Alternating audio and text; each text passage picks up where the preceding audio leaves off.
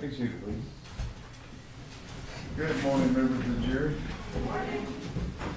It's, with this kind of weather, might as well just be here and do a lot of work, right? Not work being outside doing anything. It's, defense ready to proceed with the? Yes, Your Honor. Okay, We called Dr. Mary Elizabeth Wood back to stand. all right.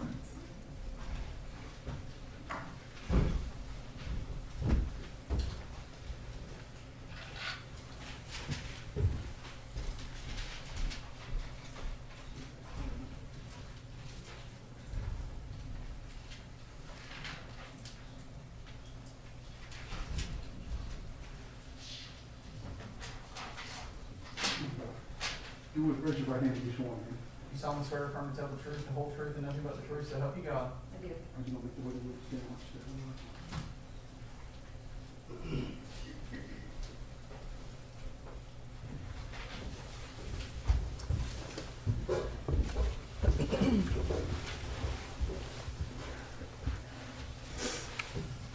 Good morning, Dr. Wood. Good morning. Yesterday, when you testified, I believe you referenced that you had been supplied some YouTube videos that you reviewed as part of your evaluation in this case. Is that correct? That's correct. Was one of those YouTube videos entitled "Somebody Broke Into My Apartment"? Yes, And did you review that? I did. Your Honor, at this time, I would like to play that YouTube video. All right, you may.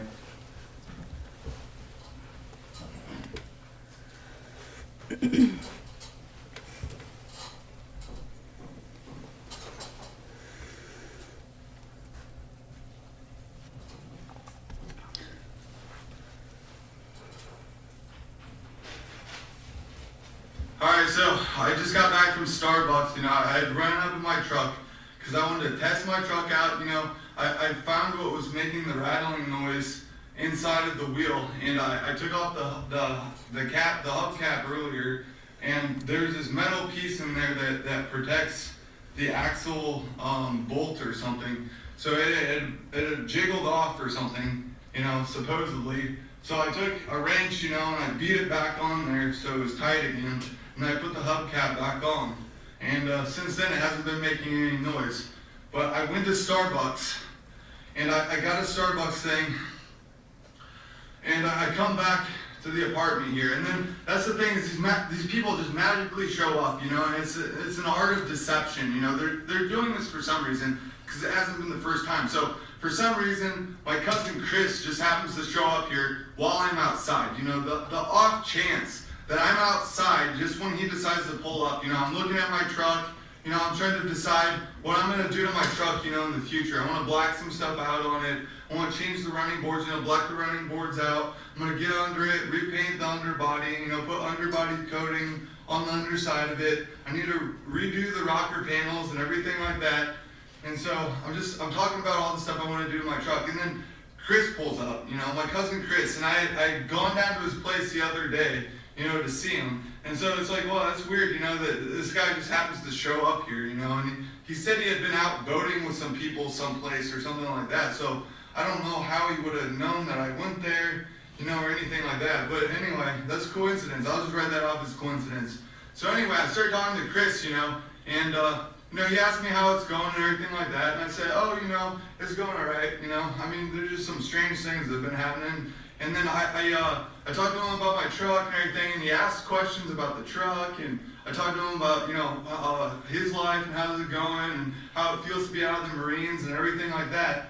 But then when I started talking to him about, what had been going on, about this internet stuff, and how my parents, had me taken to a mental institution for looking for Taylor Swift. Because a long time ago, I had read some stuff on the internet, and it made me think that she was uptown. So I was like, I'll just go look uptown and see if she's up there, And I asked my mom to go with me, because I was like, I don't want to be bored just playing this game, So I'll have someone go with me, and they can help me, find this person, And so I asked my mom to go. Next thing I know, we're out front of CVS, and the police are pulling up.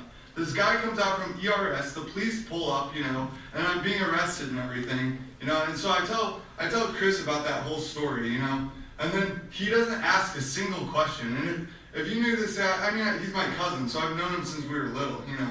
And so it's like, if you knew who Chris was, Chris would ask questions about what had been going on. He didn't ask a single question about the internet hacking, you know, which is really strange for this person, you know. If you knew this person, that's the thing, is he asks questions about everything else, because Chris is just a curious guy, you know. But then when it came to the internet stuff, he didn't say one thing. He didn't ask one question, which is suspicious. And then I come back up to my apartment, and this is why I'm angry right now. I come back up to my apartment, you know, and this is on my dad's property. My dad owns this property, you know, but this is where I reside. You know, this is where all my stuff is. My stuff's all right here. You know, so this is my living quarters. This is where I live. This is where I reside. No one can come in here. The door is locked. There's nothing saying anyone can come in here. And so, anyway, I come in here, I come into my bathroom, and I notice in my bathroom that the toilet seat is up. The toilet seat is up on my toilet. And so, like, I have, like, really, really high, spatial awareness. Like, I took a test at the community college in my area, and I can either find it if I have the results here still, or I can go to the community college and get the results, because I took a test there, a placement test, and I scored 99 percentile, you know, on this test that they had for spatial awareness, and they said it was the second highest testing that they'd ever seen for that at that school, when 18,000 people go there per year, you know, per semester. And so it's a really high score. And like, I haven't put my toilet seat up. I know for a fact that this toilet seat was down. I know for a fact that the toilet seat was down.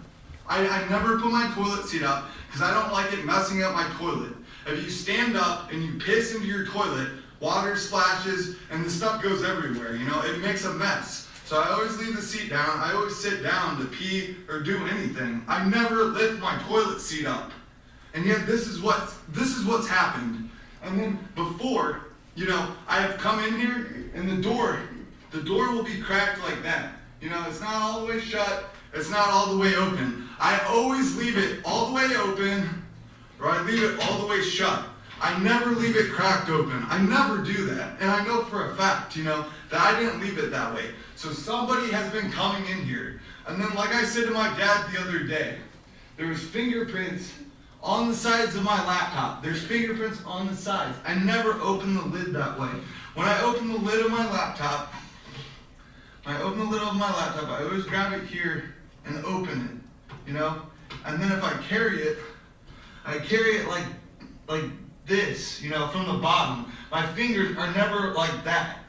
I always carry it like this. But somebody did, because there's fingerprints, 4 fingerprints across the top of the lid like that. Then I open up, so that's suspicious, you know. I think that's suspicious that I see these fingerprints on there. Then I open the lid of my computer. You know, I type in my passwords and everything, because it's password protected. No one can be on this. This is my password stuff. I type in my passwords and everything. And that's the thing, is like, I keep long passwords that no one can crack, you know, that I know of, and then I keep them in a file here. So someone would have had to gone to the file, got my passwords, then got my computer, got on my computer, and then I see that there's been files that have been manipulated on my computer. One of the file names had been shortened probably by accident. They probably highlighted some of it and then deleted some of it, because it was like half of it was there now. And I didn't do it. I don't think that I did it, you know, because I don't do stuff like that. And if I did, I would have noticed. But then, so then there's these notes. That was in my notes, you know, the notes that I keep, my journals that I keep on my computer. It's labeled under journals. And I keep these notes in there, you know, to keep track of all this stuff that's been happening to me. So I go into these entries, you know, and one of them's been modified. And then I try to find another journal that talks about my dad or something like that. Another entry, and the entry's gone. Like, I can't find a certain entry that I wrote one time when I was out in Colorado. It just happens to disappear, you know, like it's gone or got deleted or whatever. You know, it's like, why is somebody coming in my apartment and doing this stuff? You know, this is illegal. Why is somebody getting on my private property like that? Why is someone going to my bathroom? And that's the thing, is I know for a fact that I never lift the toilet seat. I never put the toilet seat up. I never do that. It's always down.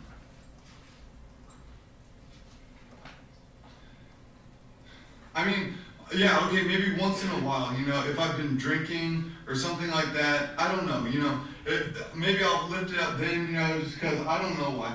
But I know for a fact, before I left here today, just to go to Starbucks, that was down. And the reason I know that is because I peed right before I left. And I sat down. I didn't ever do that. Somebody came in here and did that.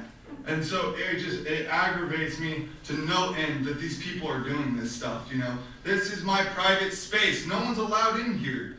You know, and that's the crazy thing, is they think that they can do this. And, oh wow, I don't even know where to begin with all this stuff.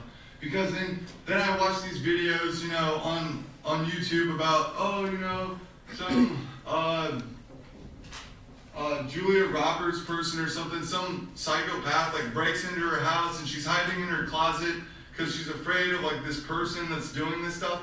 And it's like, look at these people. They're afraid, and yet they expect me not to be. Like, look, they're coming in here, they're doing this stuff in my apartment, and then I'm not supposed to be scared? Like, oh, I'm just supposed to accept that this happens? This is insane. These people are insane. I want this to stop. This is ridiculous. And I'm tired of getting worked up, and I don't know why I have to be mean to people or call people names in order to get them to fuck off. You know, that's the only word I can use is like, look, I don't want you around anymore. I never did. Like, I didn't ever ask anybody into my apartment. I've never done that. I don't want them anywhere near here. And, dude, this is criminal. I mean, this whole thing is criminal, what these people are doing to me. And then they blow it off like it's just some game and I'm just supposed to be okay with it when they're not even okay with this stuff. It's stupid. You know, it's probably because, you know, it's Taylor Swift, you know, she wants to pretend like she's a dude, she's a transvestite or whatever. I don't care. Like, if that's what she wants to do, that's what I said earlier, you know. Put on a pair of pants then, or whatever you want to wear, you know, put on boy clothes. You know, get on the internet and tell everyone you're a fucking guy then. Do that. You know, I don't care. Whatever you want to do. It's not my problem. Why are these people breaking into my apartment, you know, flipping the toilet seat up like there's some guy in here using it? Like, stop doing that. If you want to tell people about that, then go tell them, you know. Go publicize it yourself.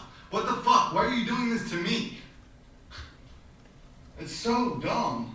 And that's the whole thing, is they keep pushing this stuff on me, like, oh, this gayness or like transsexual stuff, and it's like, what the fuck, you know, none of this makes sense, you know, none of this sticks to me, and they don't see that. Like, no, like, I am not that, you know, if she's that, that's fine, but stop projecting your garbage onto me, you know, accept what you are. If you want to be a dude, if you want to leave the toilet seat up, then do that, you know? If you want to be a dude and you want to leave the toilet seat up, then do that in your own fucking apartment. Dress like a man or whatever on your own fucking time. Go dress like a guy wherever you fucking go or whatever, you know? And tell people that if you want to tell them that.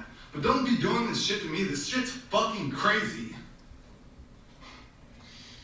And it's like, okay, yeah, two, that's the thing, is there these sexist people, you know? I saw this thing the other day when I was going through Pekin, and it was like, silly boys, you know, girls drive big trucks. And it was right after I bought my truck, you know, so is that a coincidence? I don't know. These people just come up with these bumper stickers just to annoy me. You know, like I said, I think part of the community is doing this, so I wouldn't be surprised if someone went out, slapped this bumper sticker on their truck to try to make me feel that way, you know? But look, that's insane. These people are psychopaths, and they're insane. And you know what? Like, trucks aren't just for boys or girls, okay? Silly boys, trucks are for girls. No, they're not. They're for everyone. Trucks are for everyone, retard, okay? This is stupid. This is sexist, and it's wrong to be that way. And secondly, if you want to be a guy, that's fine, okay? You want to be a guy, you want to pretend to be a guy or whatever, then do that. But when you come into my apartment and do this shit, okay, for one, guys aren't criminals. All guys are not criminals, you feminist Nazi.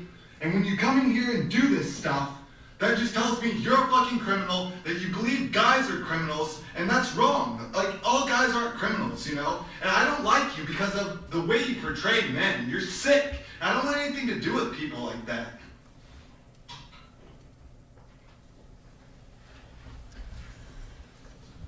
Your Honor, I move the video as evidence, All right. and I'll have to supply a thumb drive with just that single video on it. That's all I have. Members of the jury, let me explain something to you very clearly.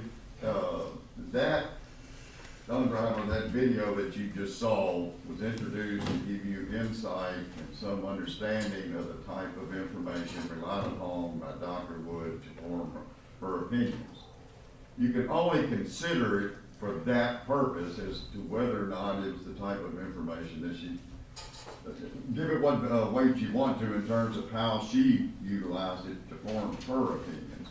You cannot independently look at that video and make any substantive decisions as to his mental state, Mr. Ryan King's mental state, the truth of what he was talking about, or anything else. It is solely limited as to whether or not it was valid information, or whether or not it was valid information. Give it what weight you want in terms of Dr. Wood's use of it in forming the opinions that she did.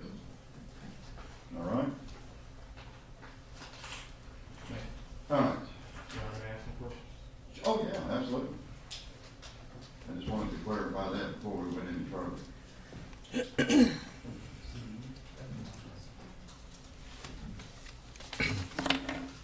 Dr. Wood, the video that we just observed, that behavior is consistent with schizophrenia. It can be, yes. It can be? Yes, that paranoia, that fast rate of speech, the inaccurate interpretations of things, yes. Okay. So it's consistent with individuals just have schizophrenia. That's just normal behavior for a schizophrenic. It can be, yes. Okay. And I think we've established that most schizophrenics are not out committing mass murder, right? Yes, I would agree. Okay. And the behavior that we observed, it seemed, according to his own recount, the defendant was saying that those things made him angry. Yes, he did say that. Right. Okay. He didn't say in that video it made him afraid. Just said, I'm angry. I think at one point he did say he was afraid. Maybe I'm misremembering, but... Right. Well, maybe.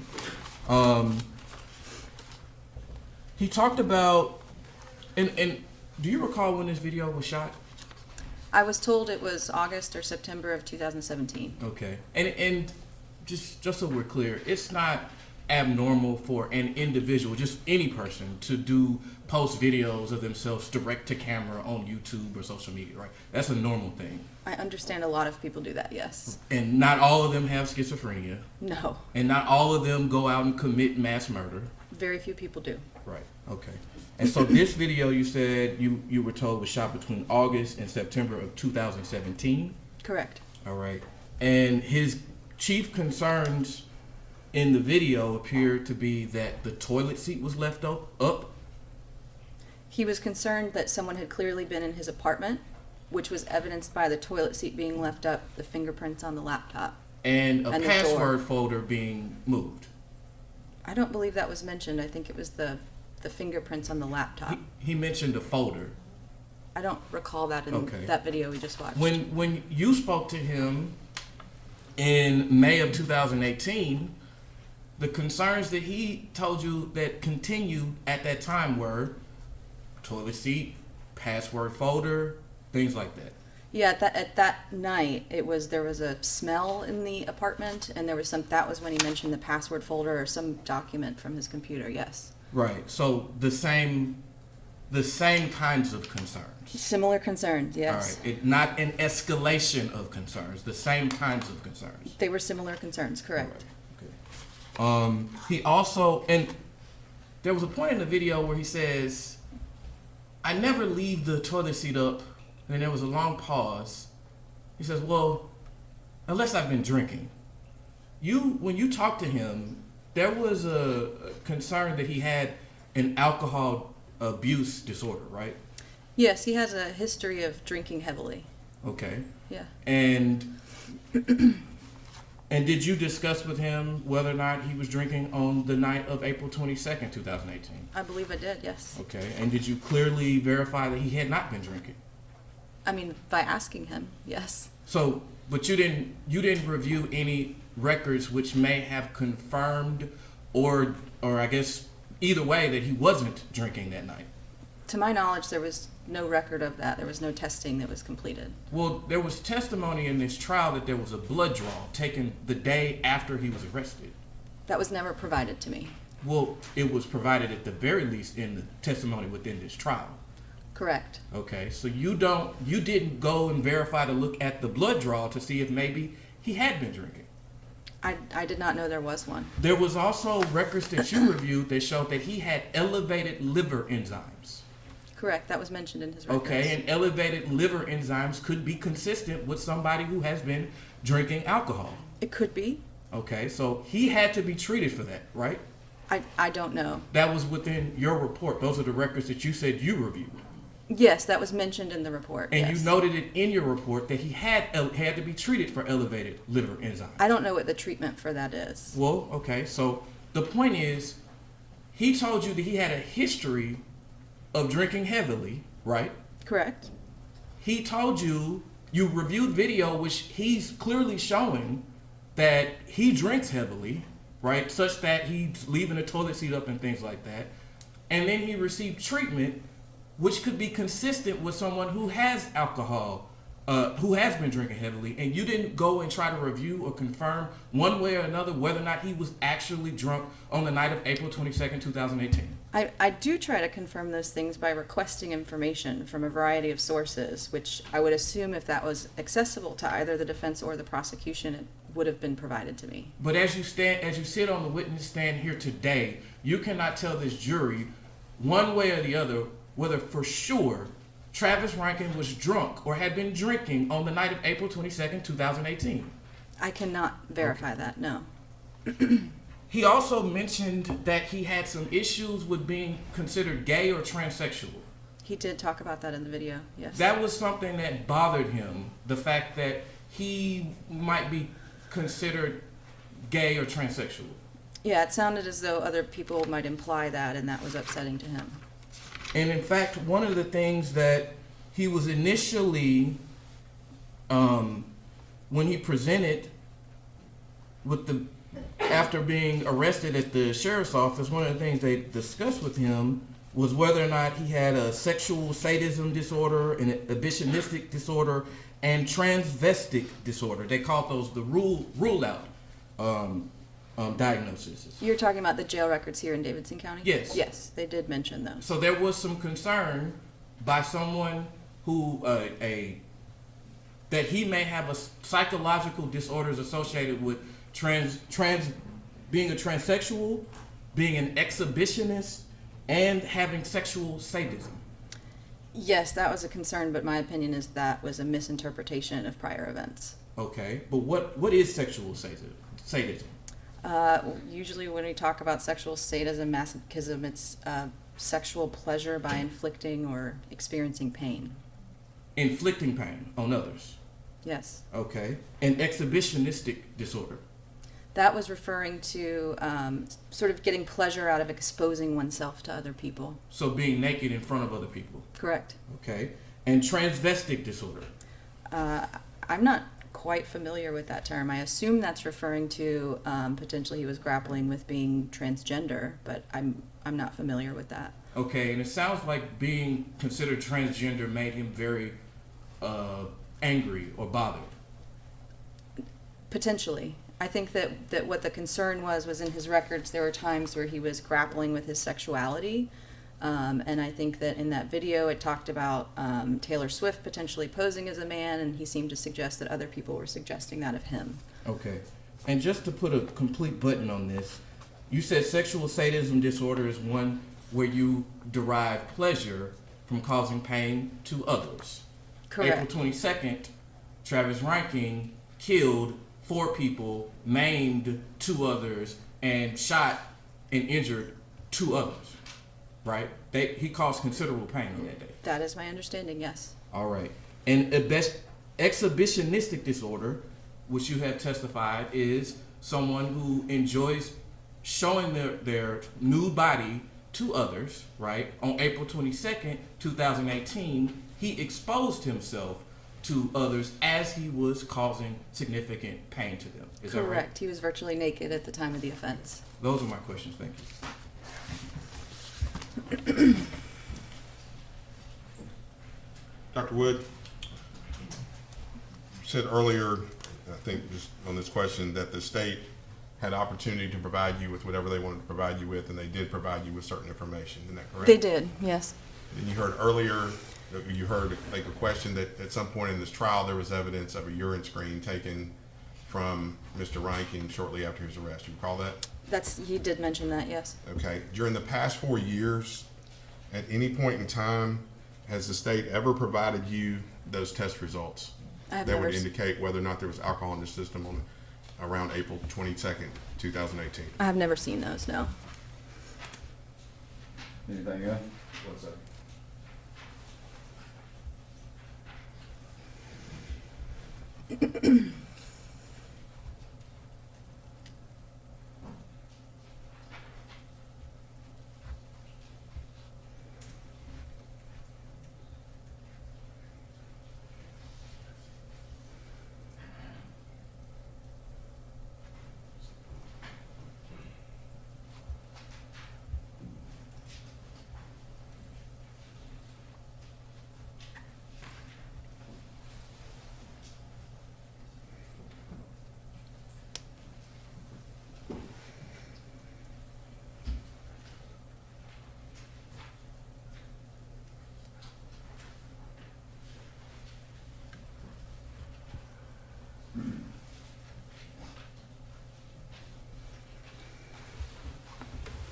That was my question. Any further?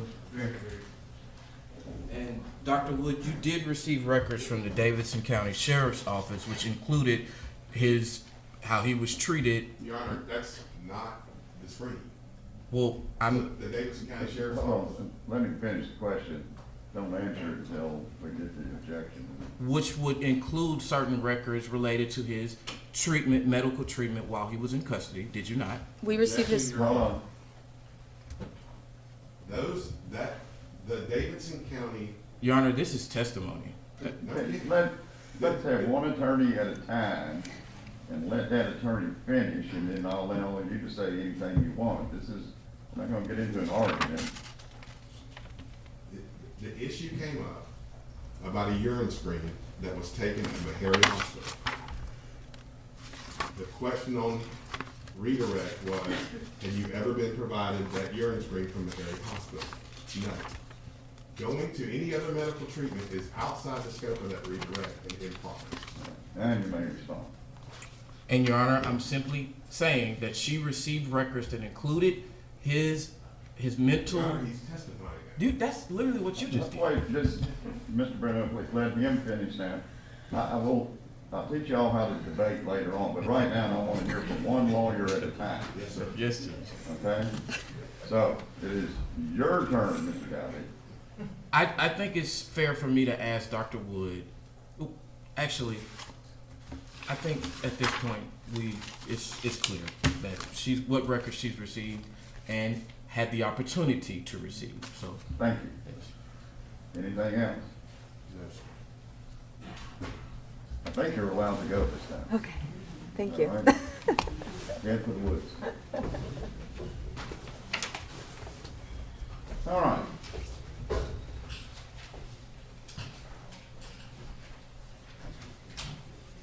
Call your next witness. Your Honor, the defense will call Dr. Raina Eisen.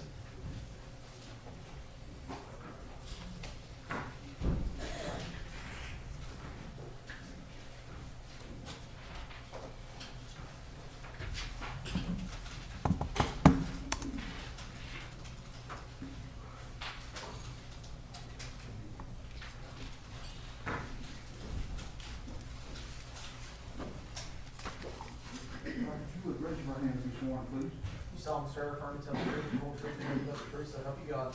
Yes.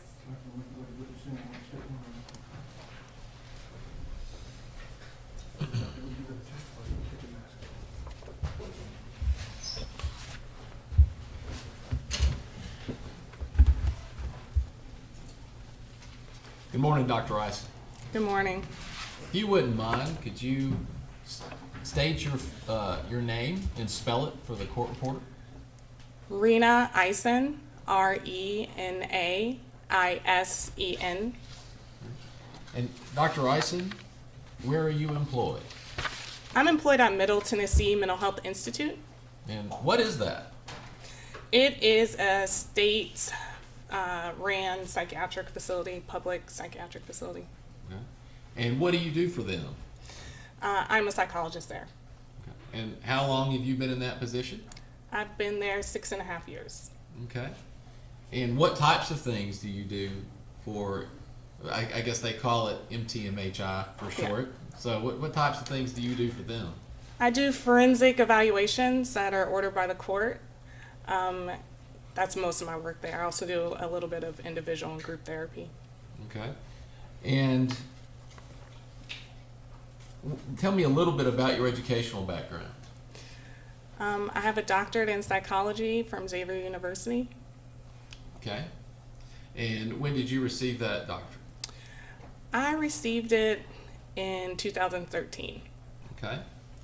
And prior to working for MTMHI, what types of things did you do?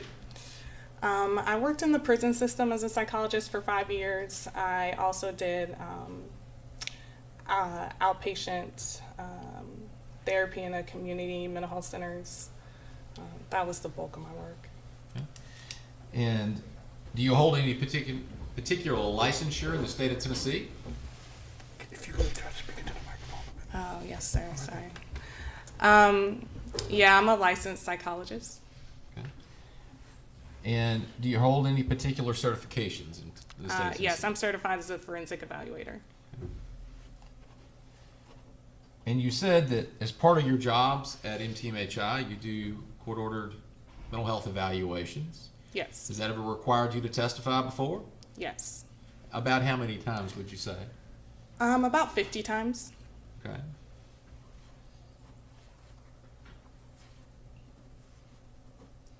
And what courts have you been qualified in as an expert?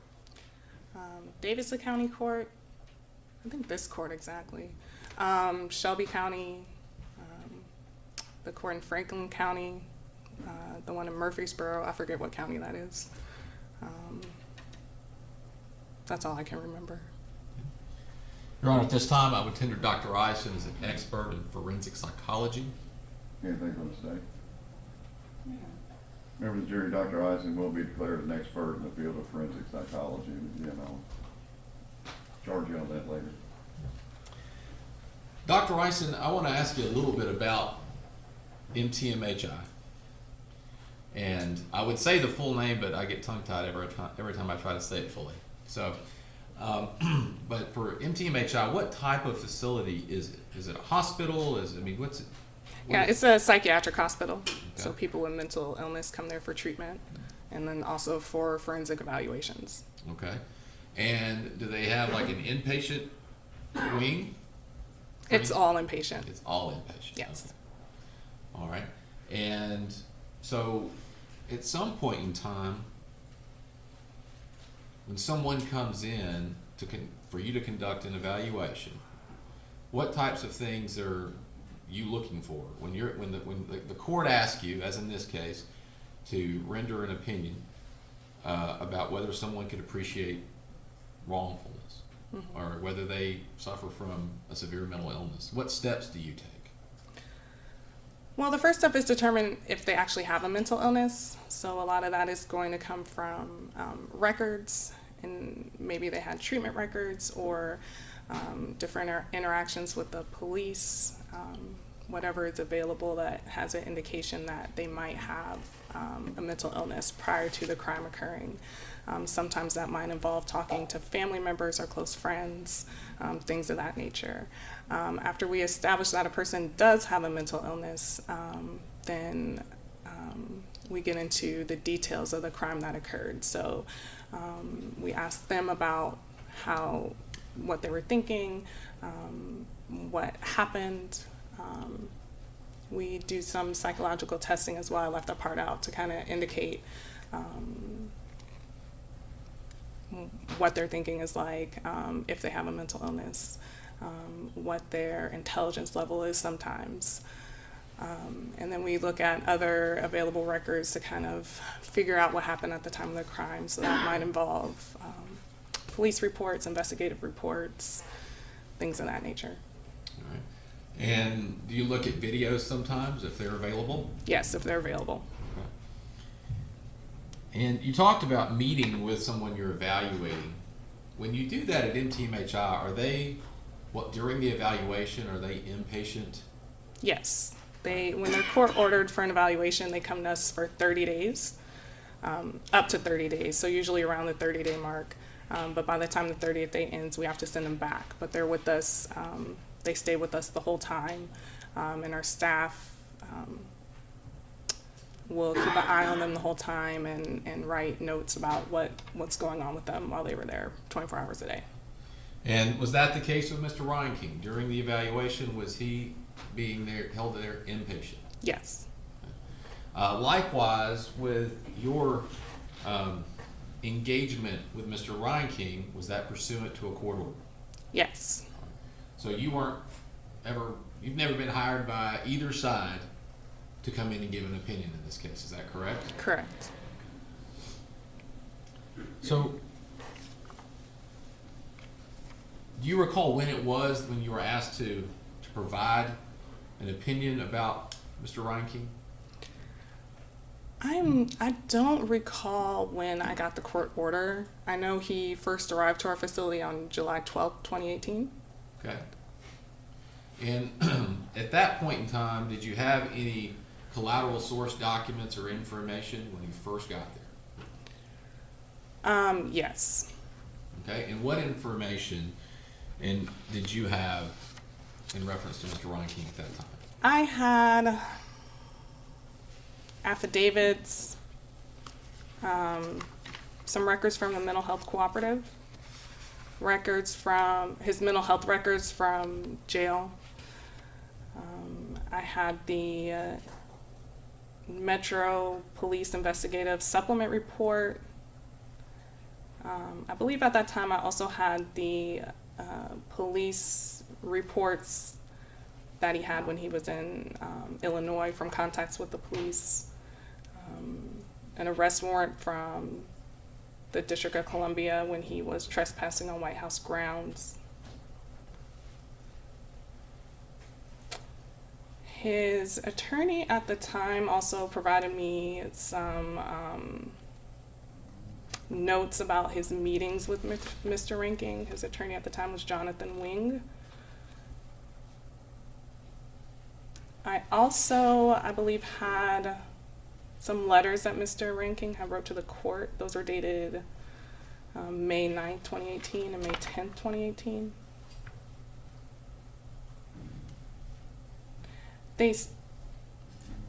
Yeah, that's all I had at the time. Okay. And with those things, in this instance, did you review those before you started interacting with Mr. Ryan King, or is that something you would do during? That's typically something I review right before, if I have time. But typically I would do that before. All right. And so, now, just to be clear, that's what you had initially, but at different points during your evaluation, did you receive additional information? Yes. And what was that additional information? I received video surveillance of the shooting at the Waffle House. I also received, right before he left, I received journal entries from his personal journal prior to the shooting. And then recently I received more journal entries. Apparently there was something happened with communication, because I received an email during the evaluation. All of the journal entries our staff at the hospital did, but somehow I only got part of them. So those were resent to me, and I reviewed all of those recently within the last 3 weeks. And I also received YouTube videos that Mr. Rankin created prior to the shooting. I received those earlier this week. And in relation to the videos, did you receive some YouTube videos back at the time? Yes. And so, do you remember approximately how many? I believe there were 3. Okay. And then, as it related to the ones you said you just recently received, about how many were those?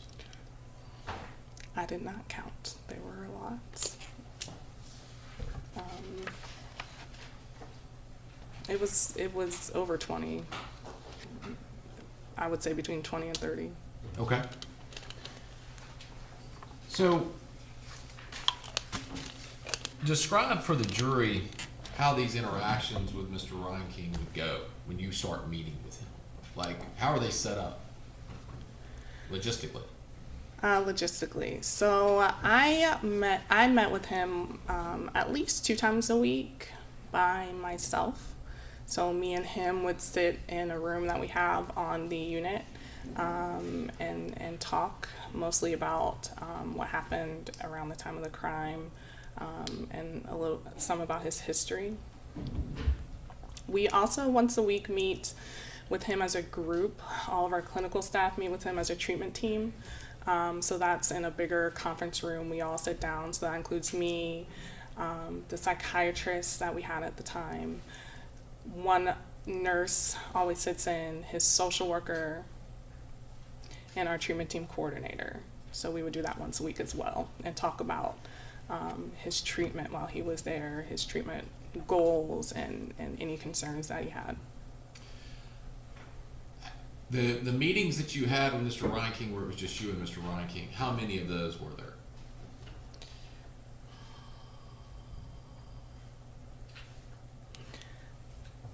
I know I met with him at least 2 times a week, so that would be at least 8, but I'm not sure how many exactly. Okay. And how long would those meetings typically last? With him, it would typically last at least 45 minutes. Some of them were more than that. Some of them were an hour, hour and a half. Okay. And the meetings that you said with the team, the treatment team, how many of those do you recall happening? We are required to do it once a week, so that would be 4. Okay.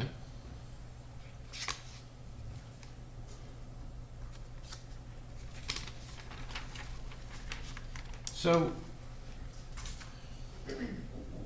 did you come to a point after conducting those meetings and reviewing all that information where you formed an opinion as to whether or not Mr. Ryan King suffers from a severe mental illness?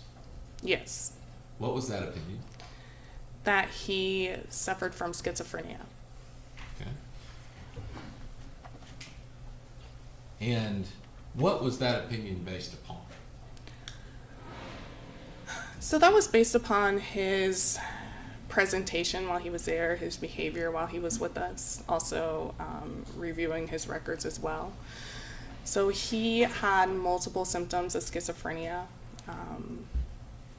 more than what's required to meet the diagnosis. He had delusions, so that means that he believed things that weren't actually true. He had hallucinations, so he was hearing and seeing things that weren't really there. He also had some disorganized thoughts, so his thoughts were scattered or confused, not really focused. There was some odd behavior. He also had what we call inappropriate affect, which is when the facial expression does not match what a person's talking about. He also had some unpredictable agitation, and he believed that he was getting special messages from random things in the environment. So things like TV shows that he would see, movies, videos he watched online, certain words people were saying around him, certain street signs he saw when he was in the community. If a certain car passed by him, he would see these random things and think that it had special significance just for him or special meanings just for him. Now, do you recall specifically what going back, and let's break this down, going back to the delusions. What were what were the delusions? He had many delusions, quite a few, and there was a progression that we could see over time, starting in 2015. There was a lot of detail in that from his journal entries and his YouTube videos. In 2015, he was reporting in his YouTube videos about having alien encounters. That is a delusion that was very consistent up until it continued while he was with us, that he was communicating with aliens, that he was helping them with the war they were fighting with another alien species. He also started believing in 2015 that Taylor Swift was stalking him. He thought she was his girlfriend, leaving him hidden messages, leaving him clues about where to find him. He believed that some of these messages were her trying to convince him that he was homosexual and that he was a woman. He would collect these different clues that he thought she was leaving and try to find her in various places in the community. One of those times that he did that, he asked his parents for help. And so his parents were driving him around town looking for Taylor Swift, and they eventually contacted the authorities and got help in getting him psychiatrically hospitalized. So he was admitted to a psychiatric hospital in 2016. Those records indicate that he had delusions while he was there. In 2017, on June 16th, a police report shows that he showed up at work and was wearing a pink dress and holding a rifle. He yelled obscenities at his coworkers and then left. Later that day, the police were called again because he showed up at a public pool wearing a pink dress and took it off in the pool wearing only his underwear. And he argued with the lifeguards and yelled at them that he was a man and showed them his genitals. His delusions, 2 days later, he reported in his journal that someone broke into his apartment. That was the first mention that I saw of him, saying that he felt like he was in danger, that someone was breaking in. He said that when they did break in, he was drugged and sexually assaulted. And he reported the belief that the whole community was involved in this. In July 2017, he was arrested on White House grounds, and he told the security guard he wanted to talk to the president. The next month, he reported in a video that someone broke into his apartment again and went through his computer. In November 2017, he reported in his journal he's being followed online and in person by a large group of people. So he made his first mention of the Waffle House in a journal entry in November 26, 2017. He said a woman said something to him that was similar to what he said out loud in his apartment by himself. In December 2017, he wrote some concerning things in his journals.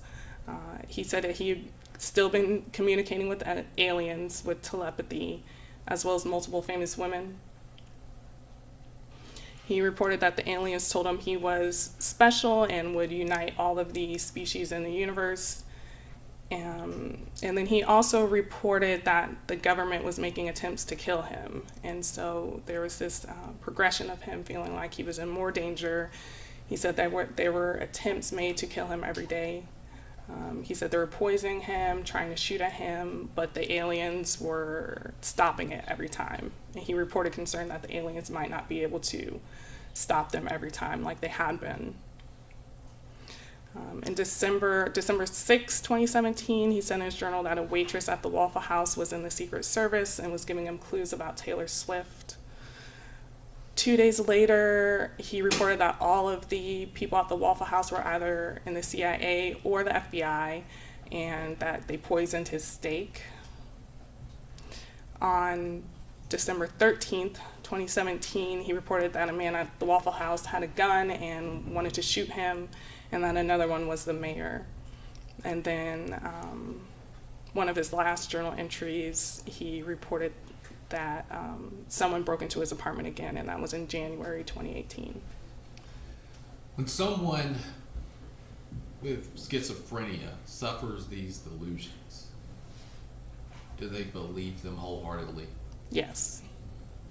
And specifically, what's the definition of delusion? Believing something that is not true And against available evidence. In the context of schizophrenia, is it something that even with, if a person's shown contrary proof, that they still wholeheartedly believe their delusion? Yes. And you made one statement about Mr. Reinking.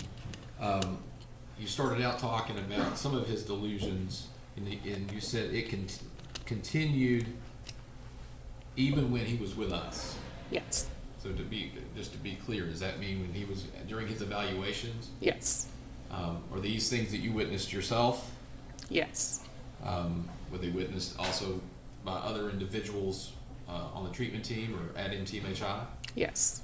And at one point, was he ever witnessed by someone talking to the TV? I don't recall If you that. remember, if you would refresh your recollection, look in page 11 of your report.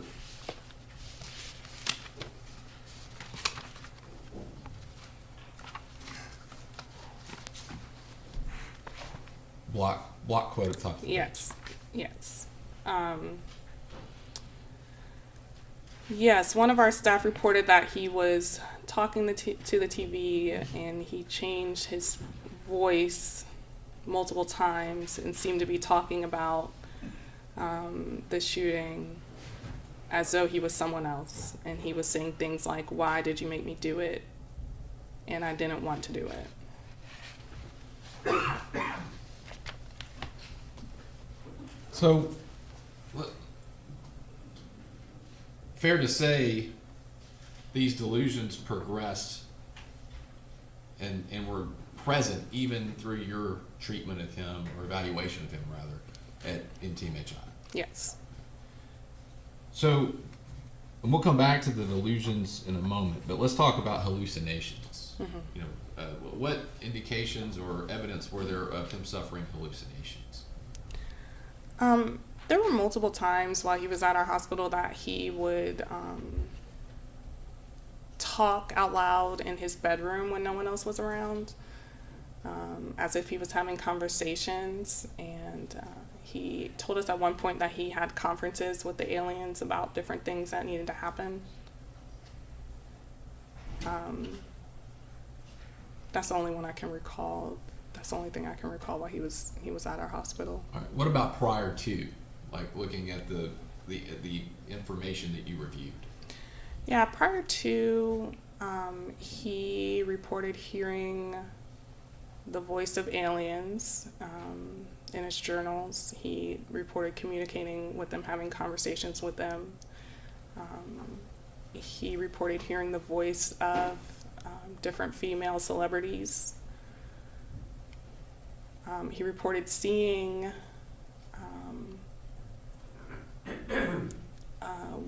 someone he referred to as his wife, that he believed he was married to some kind of supernatural being that was a shapeshifter, and so he reported seeing her at one point, and she looked like Maleficent. That's all I can recall. Okay. And you mentioned disorganized thoughts. Were there any particular ones that stood out to you that you were able to either observe or review from the materials? Yeah, when he was at MTMHI, when he was talking, he tended to kind of jump around and lose focus when he was talking from topic to topic. I can't remember any particular thought. It was pretty consistent that he communicated in that way. Okay. So, and going back to the delusions, were you able to talk to Mr. Ryan King about his actions on the evening of April 22nd, 2018? Yes. And based on what you reviewed, what was his thinking on that evening? What happened on that evening? His thinking was that he was in danger. He believed he had been stalked and harassed, and multiple attempts were made to kill him. He believed that it was this unknown entity that was kind of out to get him. He thought he had been drugged, sexually assaulted, his apartment broken into multiple times, like I said, attempts on his life. So he believed that he was acting in self-defense. And was there any event that happened earlier that evening that you recall him mentioning or writing about from what you reviewed that triggered those fears to escalate? Yes. He reported that his apartment was broken into that day. Okay. And what caused him to go when he did? He reported that he got a message from God telling him to carry out the shooting. And do you recall how he said he received the message? He said it was just kind of a thought that was put into his head, like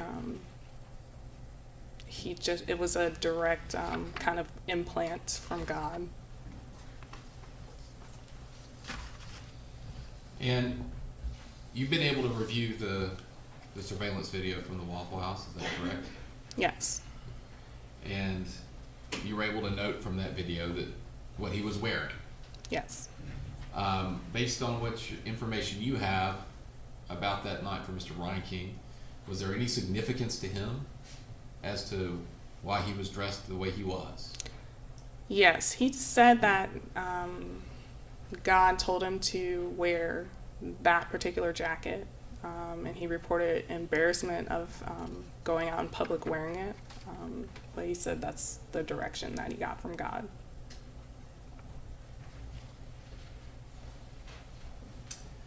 And you said something about Mr. Ryan King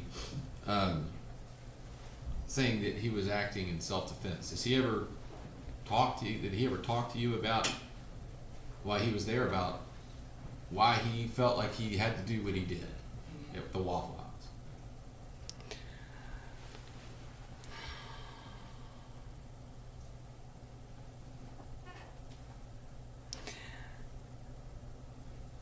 He reported the belief that the people at the Waffle House were involved. He said in his journal entries that they were CIA and FBI agents, and that some of the staff poisoned his food multiple times. Okay.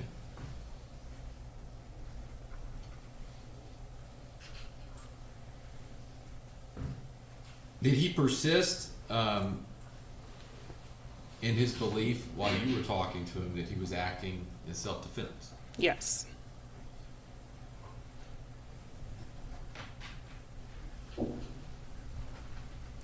You said he wrote to the court, wrote some different letters at different times while he was in your care, correct? No, not Or while prior he was to. in our care, prior to. Prior to, yes. sorry. Mhm.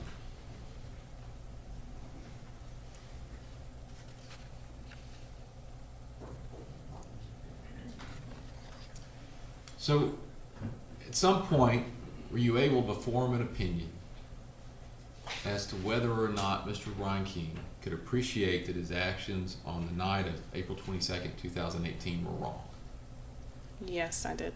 And what is that opinion? That he did not believe they were wrong. Why?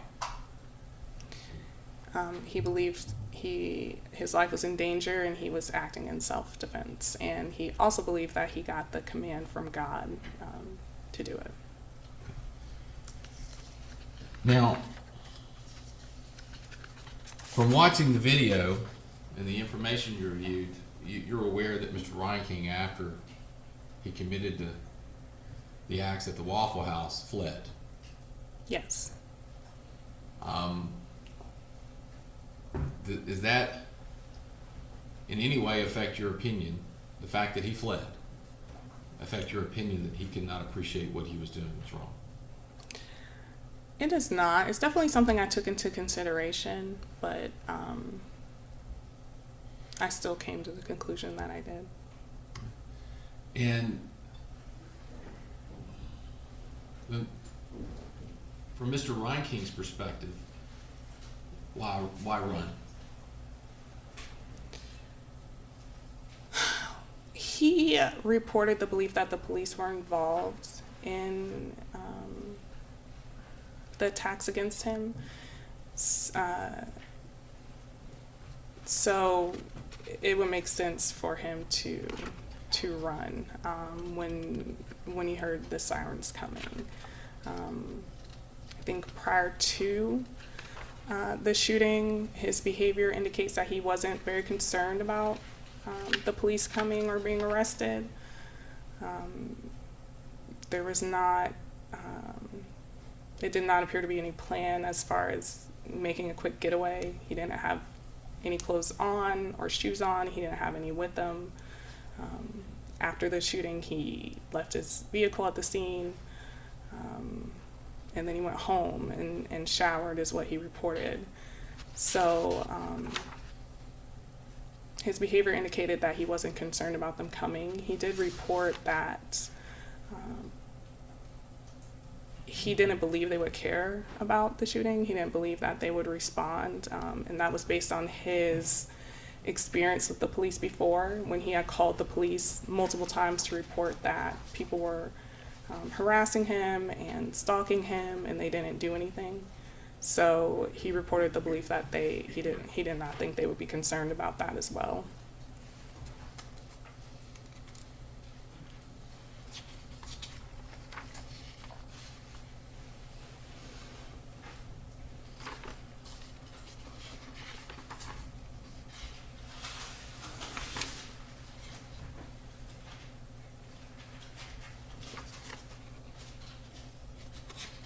One moment, Your Honor. All right. Those are my questions. Mr.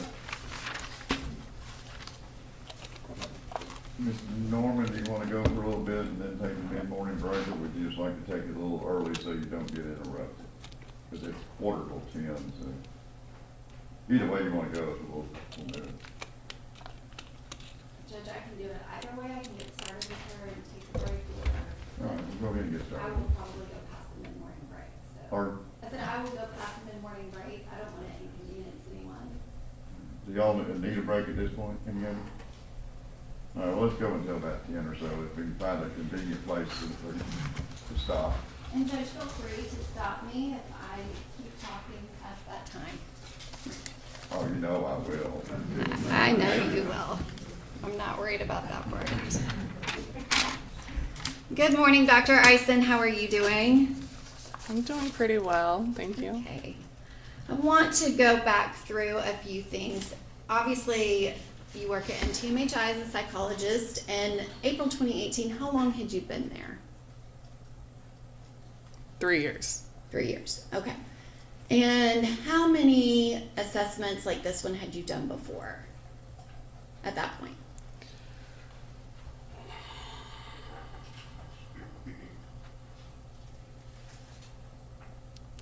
I mean, I get 2 a week typically, so I don't know, probably at least 200. Okay.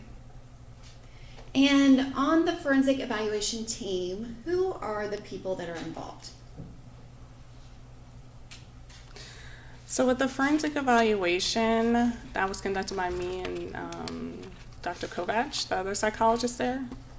And that's Dr. Ed Kobach, correct? Correct. Okay. And how long had he been at NTMHI? Over 20 years. Okay, so kind of definitely your senior, is that right? That is correct. And he has actually since retired from NTMHI, Yes. but he had been there for a very long time, is that correct? That is correct. Okay. And is there also a social worker that's involved? Yes. And in this particular case, was it Richard Selikoff? Yes. And that social worker, part of his responsibilities is to assist with gathering information and things like that. Correct. Okay. And in this particular case, Mr. Selikoff, he's the one that reached out to the district attorney's office about the journals. Correct. And you've referenced journals a couple times during your testimony already. And so that was, I believe it was July 30th, 2018. He had called me the week before, and he requested of our office whether or not we had located a journal. Yes. So that was not something that the district attorney's office had and provided to you and said, please review this. It was the other way around. Correct. Which that does not always happen, correct?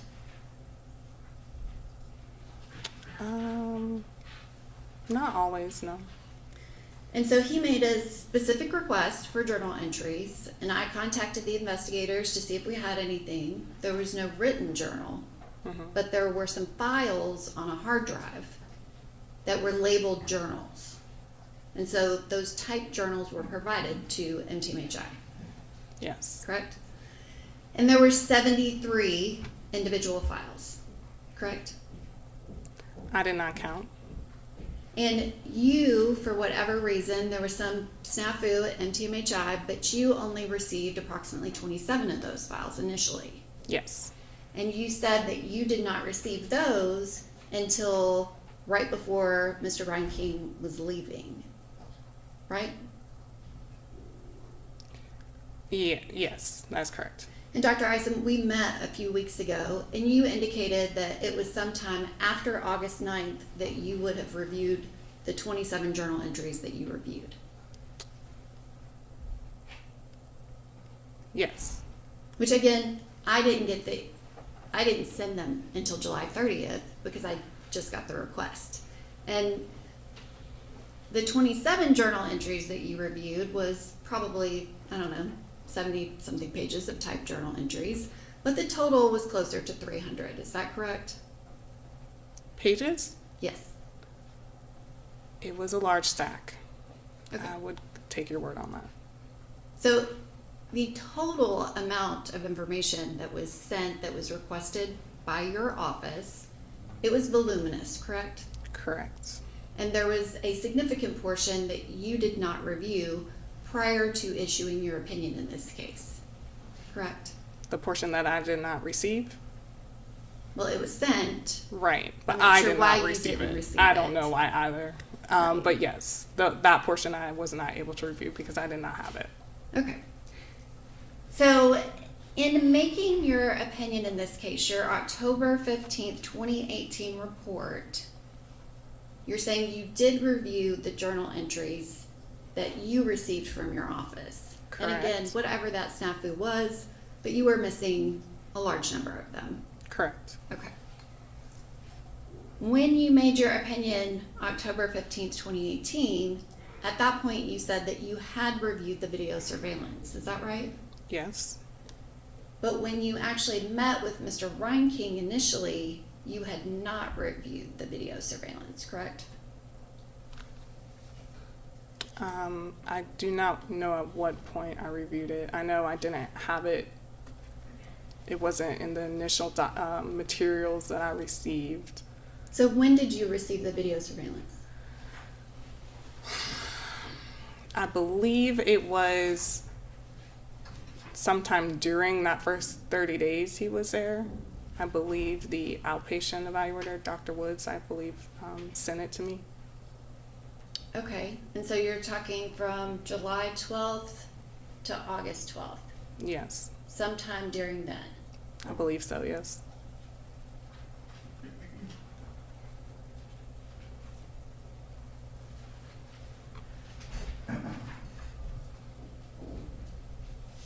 But you don't know exactly when you received it. No. Do you know if you spoke to Mr. Reinking after you received it about the incident? I don't recall. So it's possible that you never spoke to Mr. Reinking about the incident after you reviewed the video surveillance. Yeah, it's possible. Okay. And the last time that you spoke with Mr. Reinking about the incident was on August 6th of 2018, correct?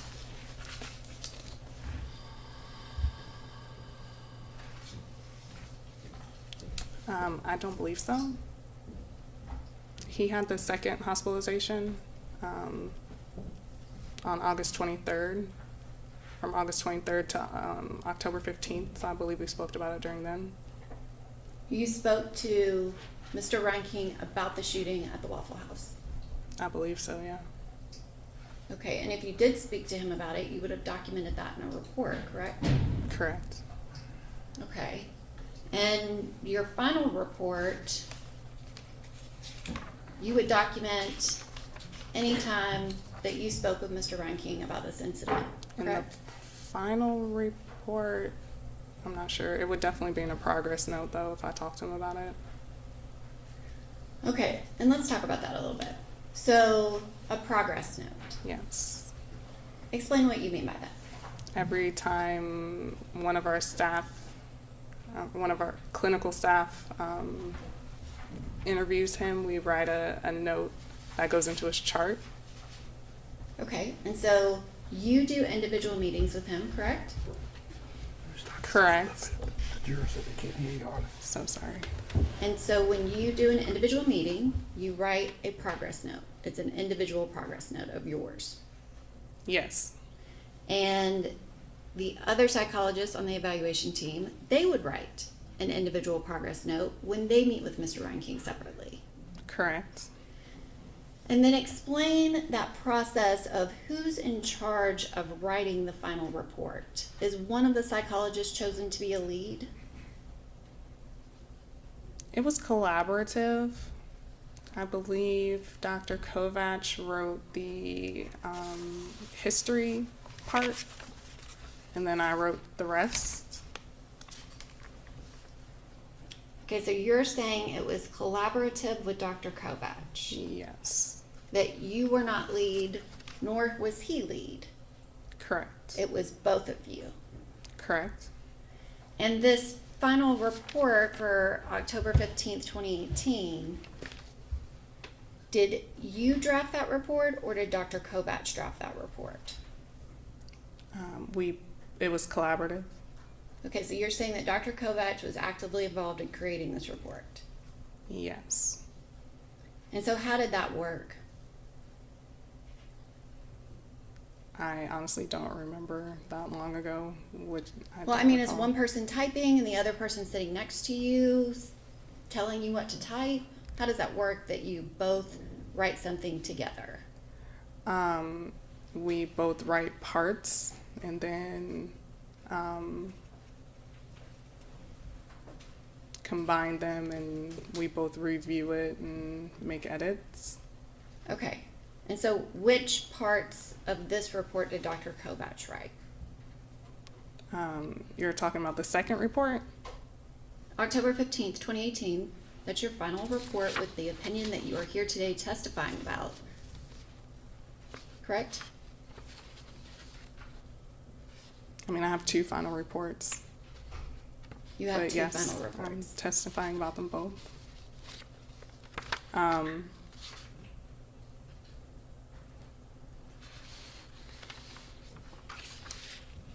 Judge, may we approach just very briefly? All right.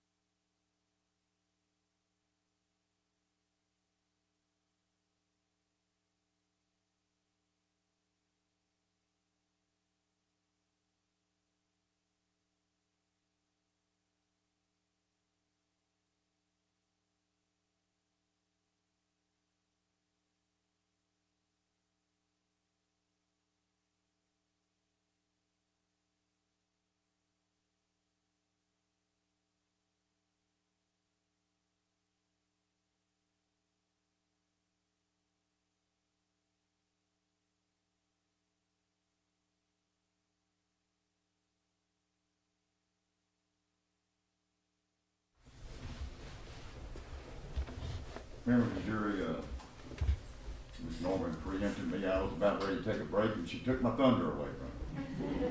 But be that as it may, it is about that time and we're gonna do that, and I've got a little matter I wanna address, with the attorneys and stuff anyway. So just, put your notebooks in your chair and, go and relax for a few minutes. Please do not discuss anything about what's transpired in this courtroom. Let's keep your thoughts to yourself. We may know tonight. We'll be back here in about 15 minutes.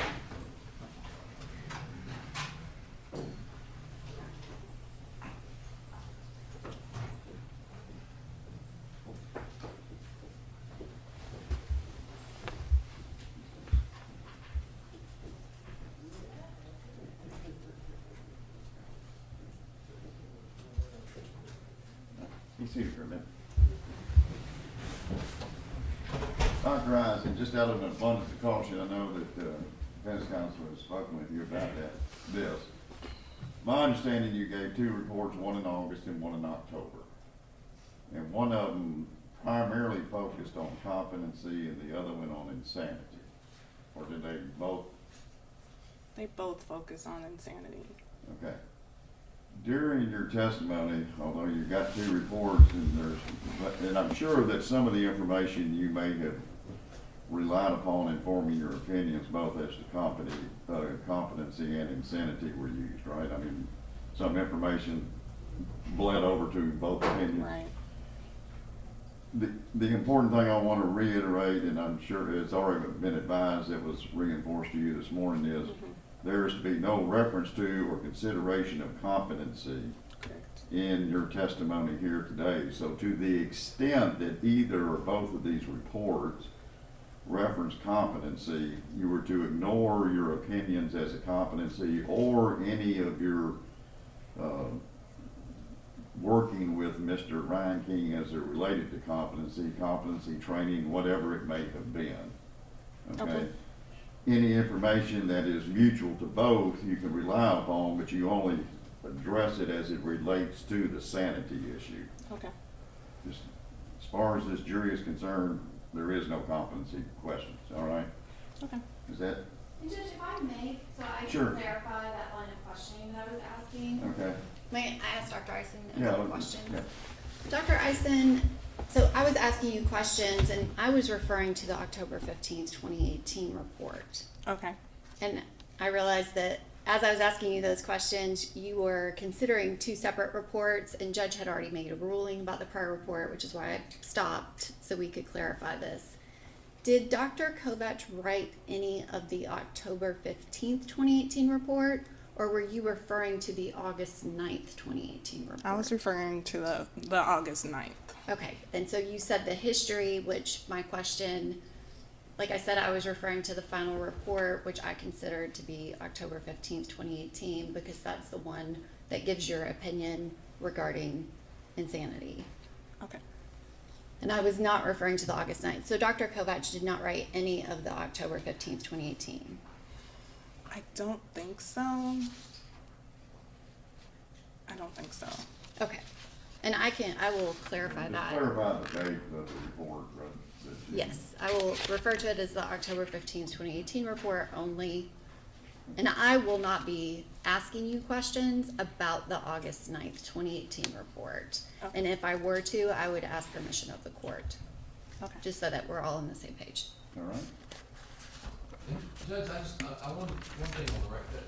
She made a finding, there is information in both reports about sanity.